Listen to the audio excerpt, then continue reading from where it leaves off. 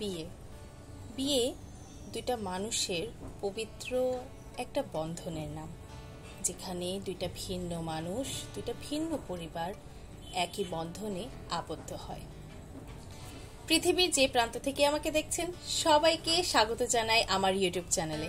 আমি লামিসা সঞ্জানা। আমার মামার বিয়ে, তাই ভাবলাম আমার মামার বিয়ের প্রতিটা অনুষ্ঠানকে একত্র করে আপনাদের সামনে উপস্থাপন করি। কেননা পুরান ঢাকার ঐতিহ্যবাহী এই বিয়ের অনুষ্ঠানগুলো এখন আগের মতো তো ঠিক হয় না, কিন্তু তবুও আমরা চেষ্টা করছি কিছুটা আগের স্টাইলে যেভাবে আমার নানি করে গিয়েছিল সেইভাবেই আবার উদযাপন করার, আনন্দে মেতে ওঠার। তাই চলে এসেছি আমার ছোট মামার বিয়ের পুরো সিরিজ নিয়ে।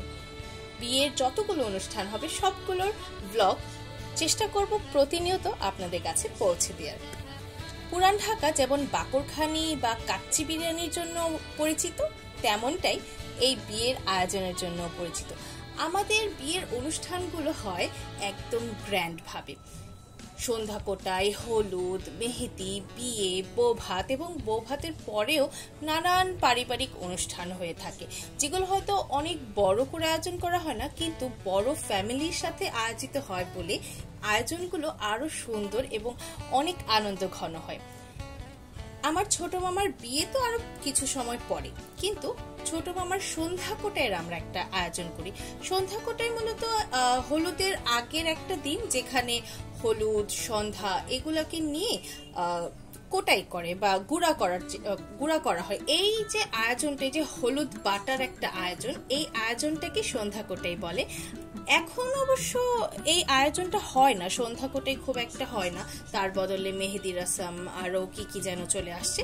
কিন্তু আমরা ভাবলাম, আমার নানি যখন বেঁচে ছিলেন তখন উনি এই আয়োজনটা করতেন, এবং আমার 5টা মামা এবং 5টা মামার থেকে 4টা মামার বিয়েই আমার নানির হাতের সান্নিধ্যে, আমার নানির নেতৃত্বে হয়েছে। তো ওই সবগুলো বিয়ে, আমার খালার বিয়ে, আমার কাজিনের বিয়ে, ওদের বিয়েতেও আমি দেখেছি সন্ধ্যা কোটার আয়োজনটা আমার নানু করে থাকতেন। তো আমরা ভাবলাম নানু নেই, কিন্তু নানুর যে রিচুয়ালটা বা নানুর যে ট্রেডিশনটা ওইটা থেকে গিয়েছে। তো আমরা ভাবলাম হ্যাঁ, হতে পারে বাহিরের মানুষজনকে একসাথে নিয়ে হয়তো বড় করে আমরা করতে পারি না, কিন্তু আমাদের যে পরিবার, আমরা পারিবারিকভাবে ঘরোয়াভাবে এই আয়োজনটাকে উদযাপন করতে পারি। আর আমার কাছে নানু বাড়ি মানেই আনন্দ, ছোটবেলা থেকেই। হ্যাঁ, নানু মারা যাবার পর এই যে আনন্দ ঘন পরিবেশ অনেক দীর্ঘ সময় পর্যন্ত ছিল না। তো গতকালকে আমরা সন্ধ্যা কোটাই করি, আমরা সব কাজিনরা শাড়ি পরি এবং সবাই আমরা একত্রিত হয়ে এই যে সন্ধ্যা কোটের আয়োজনটা করি। সবার প্রথমে তো আমরা গিয়েই দেখি সবাই রেডি হচ্ছে। রেডি হওয়ার যে ব্যস্ততা, একজন আরেকজনের চুল ঠিক করে দিচ্ছে, শাড়ি ঠিক করে দিচ্ছে, সাজিয়ে দিচ্ছে। এই যে আয়োজনগুলো, এগুলোই আসলে স্মৃতি, এগুলোই আসলে মজার বিষয়। এখানে কেউ কারোর সাথে দুষ্টামি করছে, কেউ কাউকে পচাচ্ছে। এই যে আনন্দগুলো, এগুলোই আসলে থেকে যাবে। এই আয়োজনটা মূলত এই আনন্দ ঘন পরিবেশটাকে তৈরি করার জন্যই।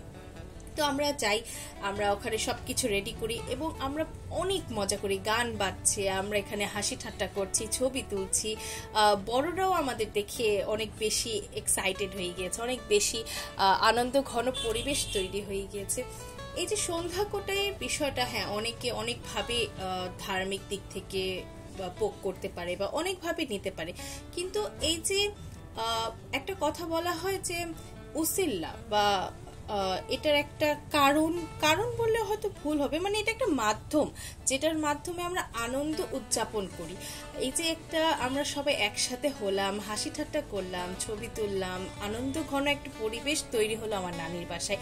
এই যে দৌড়াদৌড়ি, এইটা করো ওইটা করো, খাবার খাও, মেহমান আসা, এই সব কিছু মিলে যে পরিবেশটা তৈরি হয়েছে, এটাই আসলে থেকে যাবে।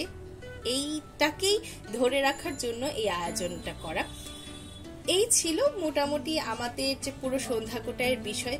যেটা আমি বলেছি শুরুতে, যে শৈশব আমার কাছে নানির বাড়ি, আমার বুবুর বাড়ি, যেখানে আমি অনেক আদর পেয়েছি, অনেক অনেক আনন্দ পেয়েছি। তো আবারও ওই বাসাটাকে, ওই বাড়িটাকে এত আনন্দ ঘন, এত রঙিন দেখে খুবই ভালো লাগছিল।